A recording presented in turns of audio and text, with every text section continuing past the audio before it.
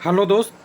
आज का वीडियो एक कैंडिडेट का रिक्वेस्ट के शुरुआत से उन्होंने बोला है कि अपने वीडियो तो बनाइए लेकिन मेरा एक काम कर दीजिए कि RRC group D exam date जो ट्विटर अभियान 12 तारीख को 11 आवर में होने वाला है उसका भी नाम ले लीजिएगा। तो मैं नाम ले लिया दोस्त कि जितने भी स्टूडेंट हैं भाग ले लीजिए, लेकिन मेरा पर्सनल थिंकिंग थोड़ा डिफरेंस है। मैं एक्सपीरियंस के आधार पे कह सकता हूँ कि आरआरबी ने तो जान के डिले कर रहा है, उसको बताने से कोई अंतर नहीं पड़ने वाला। फिर भी हमें उम्मीद है कि अगर आप भाग लेना चाहते हैं तो आप भाग ले सकते हैं, क्योंकि बिना बोले तो कुछ होता नहीं है। तो ट्राई कीजिए, अगर हो गया तो अच्छी बात है, लेकिन हमारा टॉपिक यहाँ कुछ और है।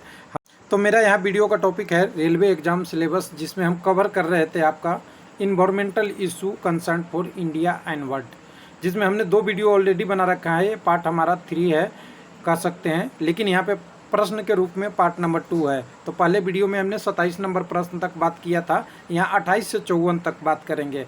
टॉपिक इसमें क्या कवर करेंगे वो ध्यान दीजिएगा। Government rule and pollution control, जिसमें आपका कौन कौन सी आपका है air pollution, environment pollution, water pollution, wild life protection, forest protection act, noise pollution act, central pollution control board 1974 जिसको सीपीसीबी भी बोलते हैं, और बायोलॉजिकल डाइवर्सिटी से लेके टोटल प्रश्नों को हम ओवरव्यू यहाँ पे लेके आएंगे। तो कुछ लोगों ने बोला था कि इसको कवर कर दीजिए एक एक करके टॉपिक करके, तो 54 तक तो आ चुके हैं। ये 150 से 200 प्रश्न होते हैं जो बार बार आते हैं। और हालांकि मैं यहाँ पे थोड़ा सा आपको ध्यान के लिए बता दूँ कि इस टॉपिक को आप साइंस से अलग नहीं कर सकते। कुछ प्रश्न इसके साइंस से भी आते हैं, कुछ प्रश्न आपके जीके से आते हैं। जैसा कि मैं एग्जांपल देना चाहूँ तो बायोडाइवर्सिटी की अगर प्रश्न कहें तो पूछ देता है कि कौन सा अभयारण्य किसके लिए रिजर्व है, एक सींग वाले गेड़ा के लिए किसके रिजर्व है, टाइगर के लिए कौन सा है, गिर किसके लिए है। ये सारी चीज़ें आपकी जीके और जीएस का प्रश्न बन जाता है। लेकिन एक्चुअल में पोल्यूशन कंट्रोल का टॉपिक थोड़ा सा उससे डिफरेंस होता है, उसी को यहाँ लेके आए हैं। रेलवे के सारे group D, NTPC, LP technician exam को होता है। तो वीडियो में आगे बढ़ने से पहले कुछ लोग कहेंगे कि इसका डिटेल मिलेगा क्या, तो देखिए हर वीडियो को मैंने एक प्ले लिस्ट बना रखा है। और यहाँ रेलवे लाइव चैनल अगर यूट्यूब पे आप सर्च करते हैं, उसके बाद हमारे चैनल के प्ले लिस्ट वाले टैब में जाते हैं तो यहाँ पे आएंगे तो यहाँ पे आपको नीचे देखिए, यहाँ पे आपका ये हमारा बेसिक्स वाला है, ये प्ले लिस्ट बना हुआ है। मैं खोल देता हूँ, ओपन कर देता हूँ, जिसमें basic environment and pollution control, computer और आईटी से रिलेटेड टोटल प्रश्न को इसमें हमने लिया है। और करीब करीब यहाँ पे अब 1000 से ऊपर प्रश्न होने वाले हैं। तो उम्मीद है कि आपके लिए ये बेनिफिशियल ही होगा। तो चलिए इसको हटा देते हैं, हम चलते हैं अपने मेन टॉपिक पे। तो हमने पिछली वीडियो में कुछ टॉपिक बात कर लिया था। वो टॉपिक क्या था? इफेक्ट ऑफ हजार्डियस मेटल यानी गैस इन्वायरमेंट पोल्यूटेंट के रूप में था, जिसमें आप कह सकते हैं हैवी मेटल का भी इशू हमने बात किया था। हर एक टॉपिक को डिटेल में बात किया था। तो इस वीडियो को देखना चाहते हैं तो वो पार्ट 1 में है, जहाँ प्लेलिस्ट में मैंने बता दिया है, वहाँ तक कवर कर लीजिएगा। तो ये आपके 28 नंबर प्रश्न तक आपके कवर यहाँ पे हो जाएंगे। 27 तक 28 से हमारा प्रश्न दूसरा शुरू होता है। तो यहाँ के बाद हमारा टॉपिक होता है गवर्नमेंट का नियम, किसके टर्म में? तो पोल्यूशन से संबंधित में। तो government rule for environmental protection या पोल्यूशन या कंट्रोल से संबंधित कहेंगे। तो यहाँ से ये टॉपिक है, जिसमें हम ये डेट याद रखिएगा, ये डेट पूछ देता है। पहला है air prevention and control pollution act 1981, environmental protection act 1986, water के बारे में prevention and control of pollution 1974, आपका wild life protection 1972, forest conservation act 1980। ये 6 नियम है, इसके 5 हैं।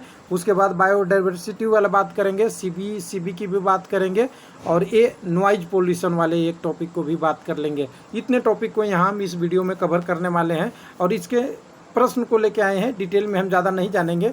एक तो क्वेश्चन आपका सबसे पहला प्रश्न एक बनता है इससे कि इनकी डेट पूछ दिया जाता है डायरेक्ट एग्जामों में। तो ये याद कर सकते हैं। एयर का अगर पोल्यूशन का है तो 81 है, इन्वायरमेंटल का 86 है, 74 आपका वाटर से संबंधित है, वाइल्ड लाइफ 72 है, और 1980 आपका फॉरेस्ट से है। इसके अलावा भी कुछ होंगे तो 2-3 प्रश्न इससे भी ले लेंगे। तो पहला प्रश्न आपको शुरू करते हैं बिना देरी किए हुए। पहला प्रश्न 28 के रूप में आएगा, क्योंकि 27 प्रश्न तो हमारे पहले पार्ट में है और वो प्ले लिस्ट में आपको इकट्ठा करके रख दिया गया है। तो यहाँ देखिए, which of the following environmental related act are correctly mention. कुछ लोग कहते हैं हिंदी में वो बोल दिए, इनमें से कौन सा कथन इन्वायरमेंटल या पर्यावरण से संबंधित सही है बताना है। तो इसमें क्या मिलाना है, मैच करना है। ध्यान दीजिएगा, इसमें मैच करना है कि ए एक्ट है और इसकी लागू होने की डेट क्या है, वो सही बताना है। तो देखिए, वाइल्ड लाइफ प्रोटेक्शन 1972 का, इन्वायरमेंटल प्रोटेक्शन 1986 का, water control and pollution act, ये उल्टा हो रहा है, ये 1974 होना चाहिए था। एयर पोल्यूशन होना चाहिए था 1981, यानी ए ऊपर नीचे है, यानी 2 और 3 तो सही नहीं है। सही कौन से हैं, 1 और 2। तो आंसर कौन सा हो जाएगा, ओनली 1 एंड 2 आपका राइट आंसर होगा। तो इसका डेट एक बार याद कर लीजिएगा, कब कब ये पोल्यूशन लागू हुआ था, क्या रूल था। छोटे छोटे 500 टॉपिक है, वो मैंने पहले भी दिखाई दिया था। उसके बाद दूसरे प्रश्न है, द मोस्ट कॉमन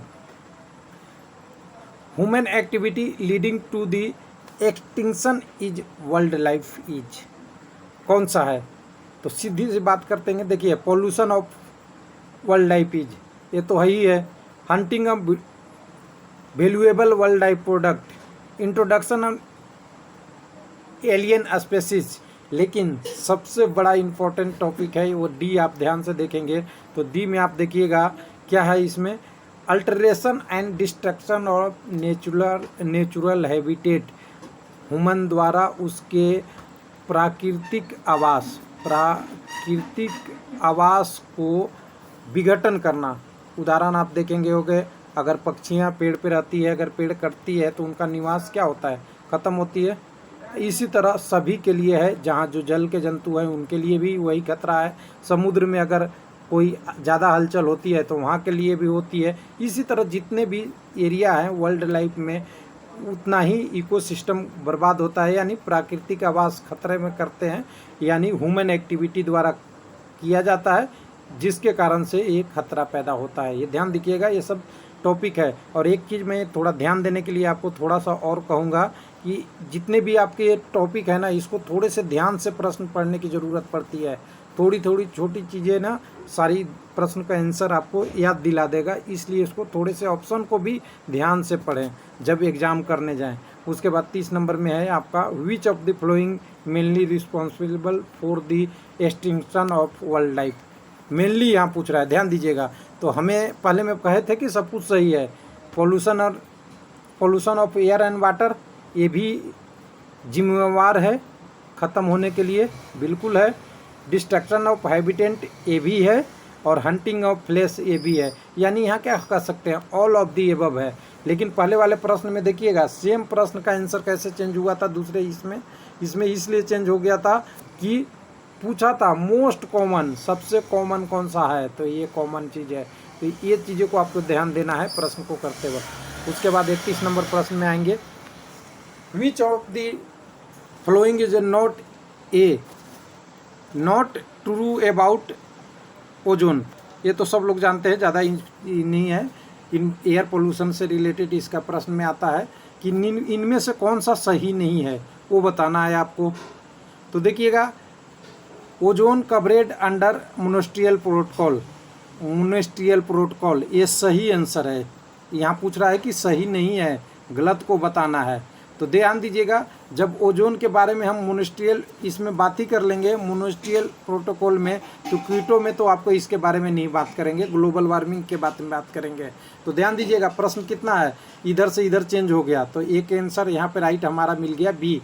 बाकी हमें पढ़ने की ज़रूरत ही नहीं पड़ा। लेकिन मोनेस्ट्रियल क्लोरल वगैरह का आपका डिप्लेशन सब्सटेंस है, और आपका HFC जो आपका रेफ्रिजरेंट में यूज होता है, hydrofluorocarbon was use to replace टूजेंट डिप्लेशन सब्सटेंस। यानी पहले हम क्या यूज करते थे, HFC नहीं CFC यूज करते थे, जो आप कह सकते हैं जो आपका गैस फियोन वगैरह होती थी रेफ्रिजरेशन में यूज करते थे, उसको हटा के HFC गैस यूज करने लगे। जिसमें आपको नाम अगर बताएं कुछ नाम, R407A, R410, R134A सफिक्स ये लगता है। इसी तरह और सारे गैसों को हम यूज करने लगे, जो HFC है, प्रदूषण को लेवल को कम करता है। तो चलिए यहाँ पे राइट आंसर आपका क्या होगा, बी हो जाएगा। आपका क्योटो प्रोटोकॉल में ये शामिल नहीं है, मोनेस्ट्रियल में तो है ही है, ऊपर भी है तो ये शामिल है, और HFC वाला तो है ही है। उसके बाद 32 नंबर प्रश्न, ध्यान से इसको देखिएगा थोड़ा सा, उसी प्रश्न को डाइवर्सिटी के टर्म में, लॉस के टर्म में दिया हुआ है।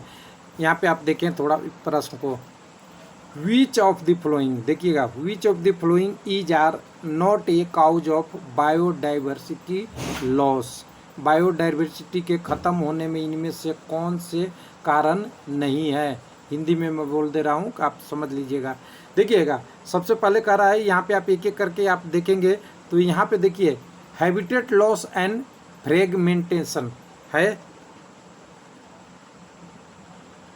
ओवर एक्सप्लोरेशन, एलियन स्पीशीज इन्वेडेशन और को extinguishing.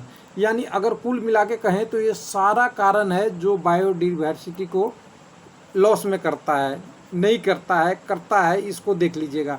Not a cause of biodiversity loss, तो इससे बायोडाइवर्सिटी लॉस नहीं होती। क्या होता है, वर्ल्ड लाइफ के लिए इफेक्ट करता है। ओवर एक्सप्लोइटेशन कर सकते हैं, उसके कारण भी नहीं होता। ये सबसे नहीं है, तो राइट में यहाँ ऑल ऑफ दी एबव आनी चाहिए आंसर।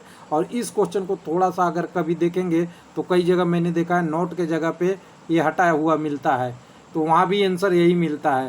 तो इसको आप एक बार वेरीफाई कीजिएगा इस प्रश्न को। और ये प्रश्न किसका आया हुआ है पता है, IES एग्ज़ाम का, यहाँ से लिया हुआ है, वहाँ भी आंसर यही दिया हुआ है और यहाँ प्रश्न नोट ही है। तो इसको थोड़ा सा आप ध्यान से देख लेंगे, बहुत ज़्यादा इसमें अंतर हो सकता है आंसर में अगर नोट और यस रहेगा तो। उसके बाद 33 नंबर प्रश्न की बात करेंगे, contribution of various green house gases total global warming is decreasing order, घटते हुए क्रम में बताना है। ध्यान दीजिएगा, कौन सा ग्रीन हाउस गैस के कारण है। तो ग्रीन हाउस गैस, अगर गैस के बारे में कोई भी बात करता है ना, तो हमें तो कार्बन डाइऑक्साइड सबसे पहले याद आता है, क्योंकि सबसे बड़ा कंट्रीब्यूशन इसी का है। उसके बाद मीथेन का है, और उसके बाद आप CFC के बारे में हमने बात ही कर लिया। और अभी पहले हमने बात किया था, CFC को हटा के हम HFC यूज कर रहे हैं रेफ्रिजरेंट वगैरह में, यानी गैस के रूप में, जो हमारा ओजोन या ग्रीन हाउस गैसेज को कम करने में मदद करता है। HFC zero depletion level, OG level जो होता है ना, ओजोन लेवल के लिए, उसके लिए भी ये कम काम करता है। तो यहाँ पे ध्यान दीजिएगा, मीथेन का तो बहुत कम रोल होता है, सबसे ज़्यादा कार्बन डाइऑक्साइड, उसके बाद मीथेन, उसके बाद CO2। इसके अलावा भी क्या है वो ध्यान रखिएगा, ये भी है, जलवाष्प भी एक कारण है, ये भी होता है, लेकिन इसके कारण से तो कम होता है। और तीसरा आपका एक और भी कारण है, ओजोन भी इसी में आता है, जो ग्रीन हाउस गैसेस को प्रोटेक्शन और कहें तो उसके बढ़ाने में भी O3 का काम आता है। तो यहाँ 33 हो गया। उसके बाद 34 नंबर, ध्यान से देखना है, फ्यूटॉक्सियस, एक मिनट इसको और नीचे कर लूँ थोड़ा, हाँ, फ्यूटॉक्सियस substance found in the industrial waste water under to biological magnification in this phenomena. कह रहा है कि कुछ टॉक्सिक्स यानी खतरनाक कह सकते हैं, और कह सकते हैं कि नुकसानदेहक, इंडस्ट्रियल यानी फैक्ट्रियों से निकलने वाले पानी से जो बायोलॉजिकल मैग्निफिकेशन को प्रभावित करता है, इस फिनोमेना को क्या कहते हैं। तो ध्यान दे जाते देखिएगा, तो क्या होगा, अगर कोई पानी में कोई चीज़ टॉक्सियस मिलेगा तो क्या बढ़ेगा, कंसंट्रेशन बढ़ेगा या कम होगा।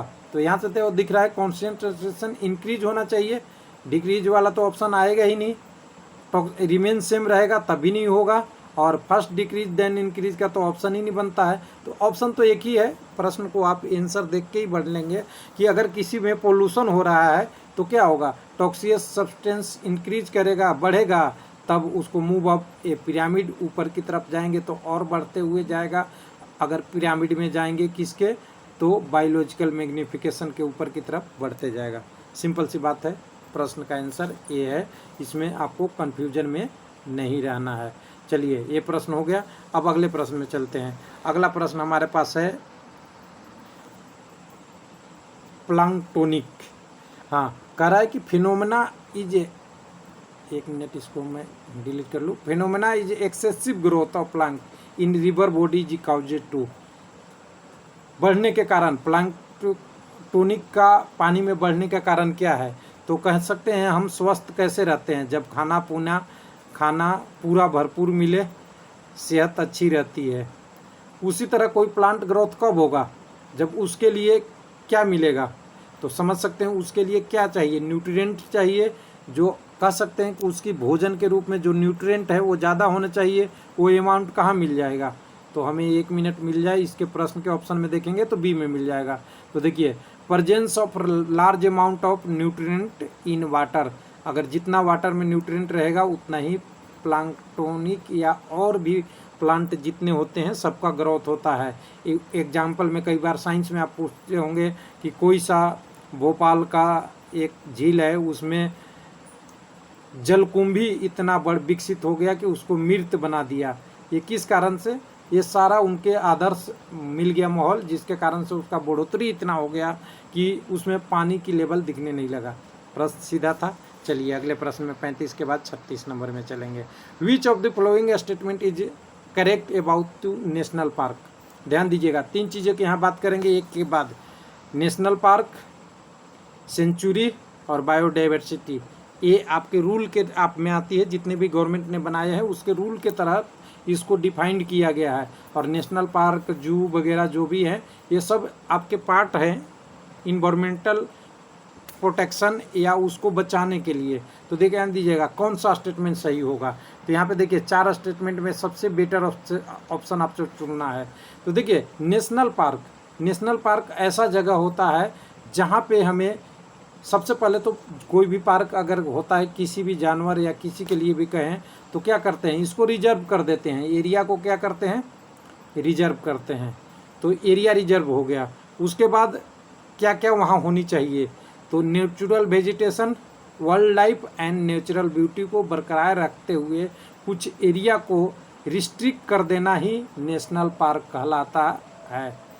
कोई कन्फ्यूजन होगा आपको? क्या नहीं होना चाहिए, एरिया रिजर्व होना चाहिए। अगर मैं कहता हूँ कि गिर या कोई और नेशनल पार्क है, ये नेशनल पार्क के में ग्रीन अभयारण्य के रूप में भी आती है, तो इसको थोड़ा सा अलग करके देखेंगे। लेकिन हम कहेंगे कोई एरिया रिस्ट्रिक्ट होता है जिसमें ब्यूटी, वेजिटेशन और वाइल्ड लाइफ तीनों मिलते हुए रहे, उस एरिया को हम नेशनल पार्क के रूप में करेक्ट रूप में स्टेटमेंट समझते हैं। उसके बाद दूसरा आता है आपका सेंचुरी।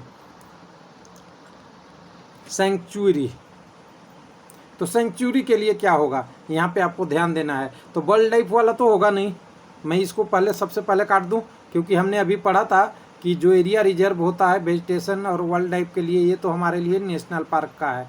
तो एक तो ख़त्म हो गया। दूसरा कहता है कि इसमें भी एरिया तो रिजर्व ही रहता है, तभी तो बनता है।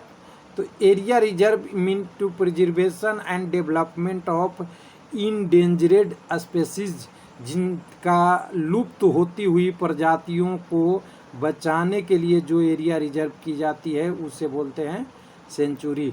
ध्यान से देखिएगा, ये प्रोटेक्शन जो इन्वायरमेंटल प्रोटेक्शन या पोल्यूशन कंट्रोल का प्रिवेंटिव एक्ट है, उसके तहत सेंचुरी को बनाया जाता है। समझिएगा इस प्रश्न को, और ऐसे प्रश्नों को आपको ध्यान से देखना है जो लाइफ में काम आए। चलिए अगला प्रश्न एक और आ जाएगा इसी से संबंधित, लेकिन उसका नाम टॉपिक रहेगा। Which of the following statement is correct account to biosphere reserve? अभी तक हमने बात किया था नेशनल पार्क, सेंचुरी का, लेकिन हमारे पास तीसरा टॉपिक आ चुका है बायोस्फीयर रिजर्व का। तो हमने पहले बोला दिया कि एरिया रिजर्व कर दिया नेचुरल वेजिटेशन वाइल्ड लाइफ के लिए, जिसको हमने नाम दे दिया है नेशनल पार्क। ध्यान दीजिएगा। दूसरा हमने एरिया रिजर्व कर दिया preservation of development of endangered species के लिए, इसको बोल दिया सेंचुरी, हमने नाम दे दिया है।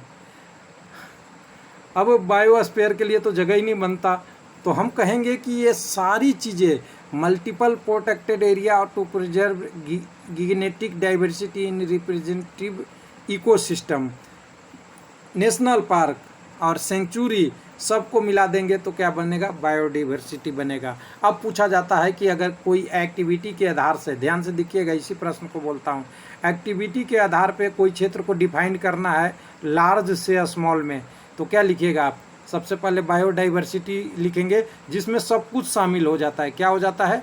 ज़्यादा से ज़्यादा एक्टिविटी को कंट्रोल किया जाता है। वो क्या आगे आपका बायो स्फेरिक रिजर्व या कह सकते हैं बायोडाइवर्सिटी के टर्म में।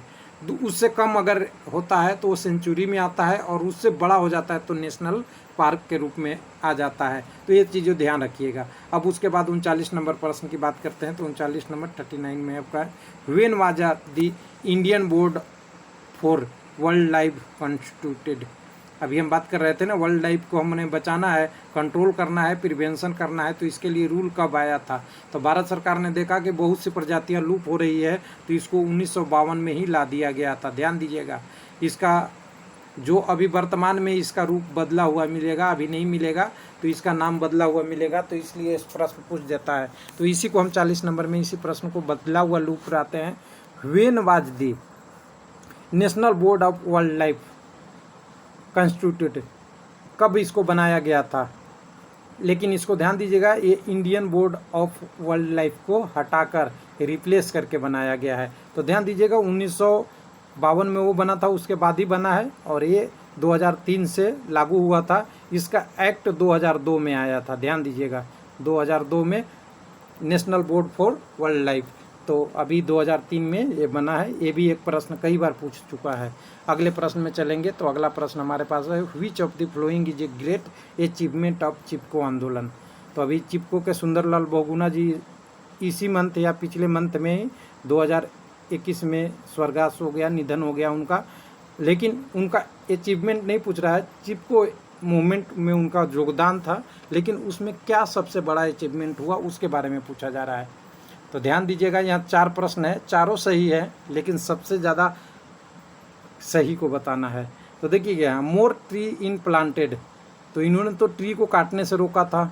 हिमालय रीजन में डेवलपमेंट करना है। सॉइल इरेक्शन ग्रेट डिक्लाइन, जब ज़्यादा पेड़ लगेगा तो सॉइल इरेक्शन कम ही होगा, या पेड़ कम कटेगा तो मिट्टी का कटाव कम ही होगा। लेकिन सबसे बड़ी अचीवमेंट थी वो आपके सी में दिख रहा है, डिफोरेस्टेशन को इन्होंने रेसिस्ट करके सक्सेसफुल रेसिस्ट किया कि जंगलों को बचाव करना है, पेड़ों को बचाव करना है। ये चिपको आंदोलन का सबसे बड़ा ग्रेट अचीवमेंट है। अगला उसके बाद है, which of the following is a conservation strategy of not directed involve to community participation. कौन सा नहीं है वो आपको इसमें बताना है।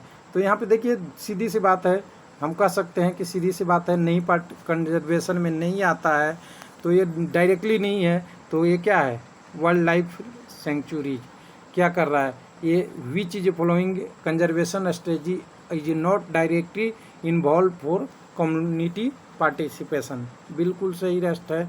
उसके बाद 43 नंबर में चलेंगे। कह रहा है कि the diverse flora and fauna of planet are under great threat mainly due to, किसके कारण से ये समाप्त होने के लिए फ्लोरा और फौना स्थिति में पहुंच गए हैं, उसके कारण बतानी है। तो यहाँ पे देखिए, सब कुछ सही सही दिख रहा है। ग्लोबल वार्मिंग, देखिए ग्लोबल वार्मिंग से इतना प्रभाव नहीं पड़ता इन पे। Lack of water ability, water अभी बहुत है, ग्लेशियर भी पिघल रहे हैं, बहुत आ रही है।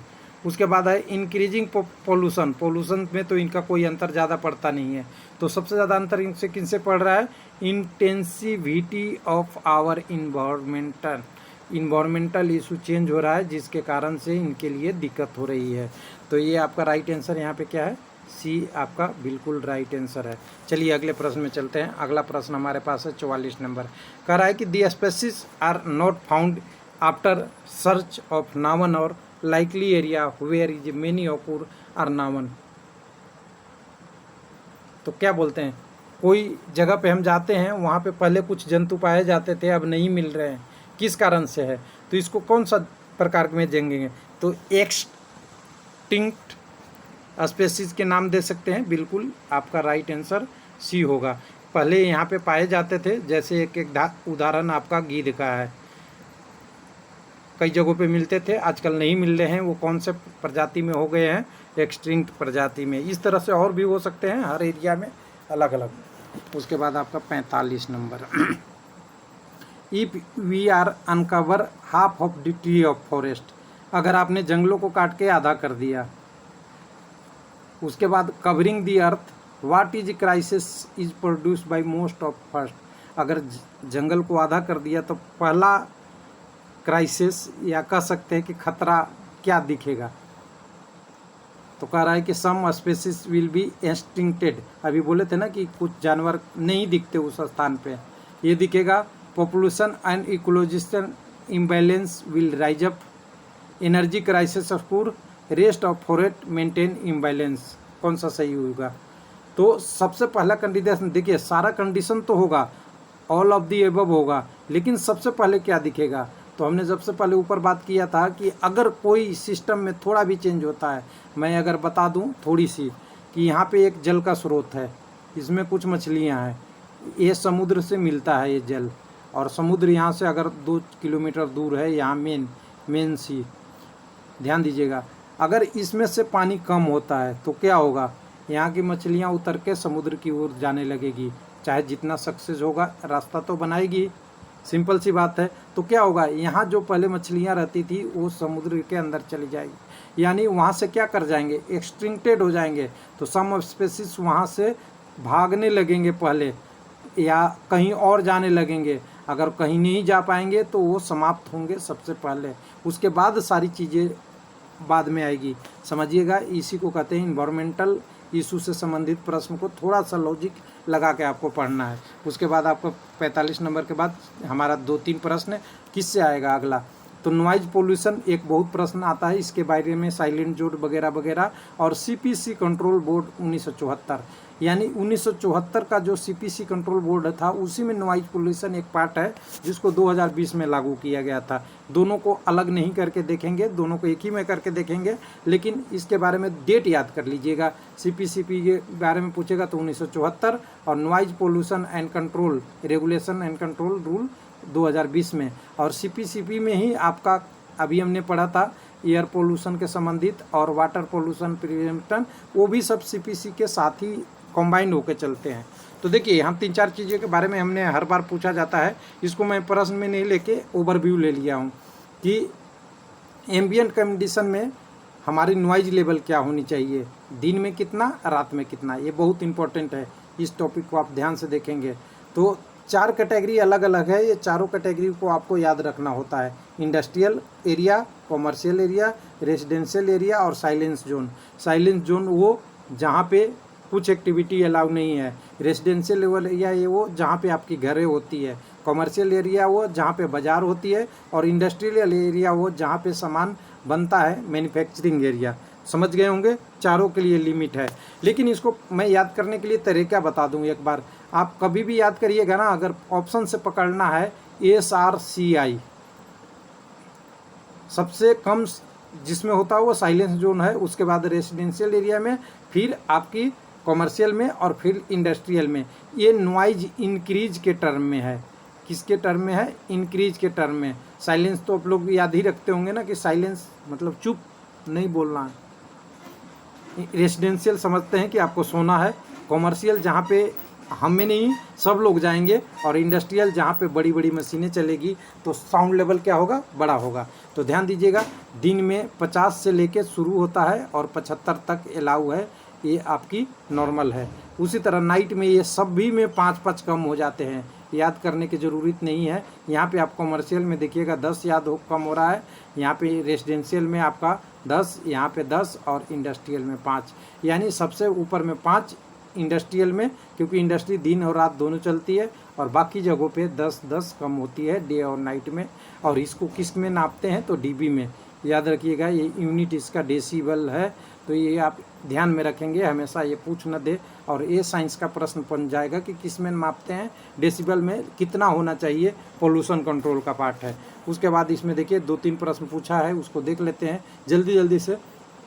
According to WHO, indoor noise level maintain require, घरों के लिए नॉइज लेवल कितना मेंटेन करना है, इसके लिए बोला गया है। तो 30 dB के आसपास या इससे ज़्यादा मेंटेन करने के लिए ये रखा गया है। यानी रेजिडेंशियल एरिया में हमने यहाँ से भी अगर देखेंगे तो रेजिडेंशियल एरिया में वही 45 से 55 जोन, दिन में 55 और 45। लेकिन यहाँ पे कह रहा है इंडोर, आपकी गली में नहीं, आपके घर में और कम इससे होनी चाहिए 45-55 से, तो वो 30 के समथिंग प्लस में होनी चाहिए। उसके बाद अगला है नॉइज ग्रेटर देन, खाली स्थान, over long exposure can causes poor hearing damage, कानों में सुनने में प्रॉब्लम होने लगेगा कब? किससे ज़्यादा नॉइज लेवल डीबी में होगा तब हिंदी में, और लगातार सुनते रहें तो पता ही है आपको 75 डीबी से ज़्यादा अगर करते हैं तो आपके लिए ये खतरनाक होते जाएगी नॉइज लेवल, यानी आपकी कान के लिए प्रॉब्लम करेगा। 75 डीबी दिक्कत करने लगती है। उसके बाद एक और प्रश्न है कि अगर नॉइज ग्रेटर देन कितना डीबी होगा तो हमारे शरीर की इंटरनल नर्वस सिस्टम और बायोकेमिकल चेंज होने लगेगा ह्यूमैटिव बर्डन में।